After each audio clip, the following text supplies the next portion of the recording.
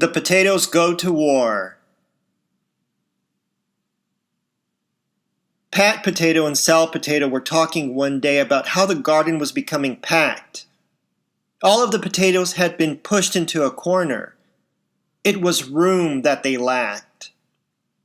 Pat and Sal looked over the rest of the garden. Everything was green.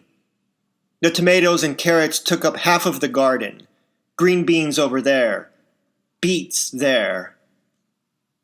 This made Sal Potato very angry. Sal said, "We are potatoes and we deserve more room in the garden." Sal got all of the potatoes together. "Listen to me," Sal said to them. "This is our garden too.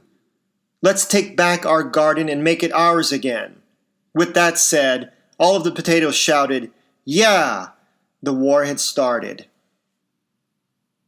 Since they were closest to the top, the potatoes attacked the carrots first. The carrots were thrown out of the garden. The potatoes showed them no mercy. Then Sal said the cruelest thing. "It's not meat and carrots, or green beans, or beets. It's meat and potatoes."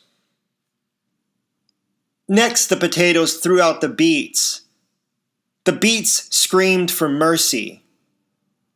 But the potatoes showed none. The battle cry became, "Potatoes, potatoes, not green beans, not beets, not carrots, not tomatoes, but meat and potatoes." The potato army smashed the tomatoes. The army of potatoes finally made their way down to the green beans. Sal said, "There they are.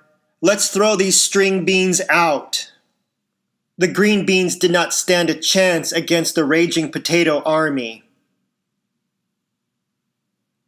Finally, the potato army came upon the lone celery stalk.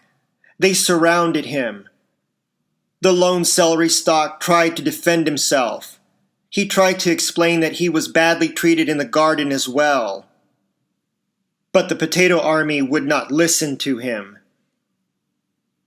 And with all of their might, the potato army threw out the celery stalk. And then the potato army was finally alone in the garden. The potatoes raised up their arms in the air and celebrated. They chanted, "Potatoes, potatoes, potatoes, potatoes." But not all of the potatoes were celebrating. Pat Potato was sickened at what had happened in the garden. Pat said, "I don't think that it was the right thing to throw out the other vegetables and fruit." But Sal and the other potatoes disagreed and threw out Pat for sympathizing with their many enemies. Pat Potato was all alone now. The garden was no longer home. Pat made it all the way down to the bottom of the drainage ditch where all of the other vegetables and fruit were. There they all mourned what had happened to them and the garden that had once been so beautiful a home to them. Pat wandered alone, going from ditch to ditch, until Pat made it all the way back to what was left of the garden. The soil was a grainy black, and there was no life in sight. No life except for Sal Potato. Sal was dried up and all alone now. Sal recognized Pat and begged for Pat to help him. Pat was sad because there was nothing to be done to help Sal.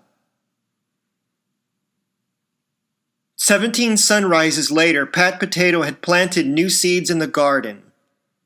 The potato war was over and there was a quiet hum in the morning air.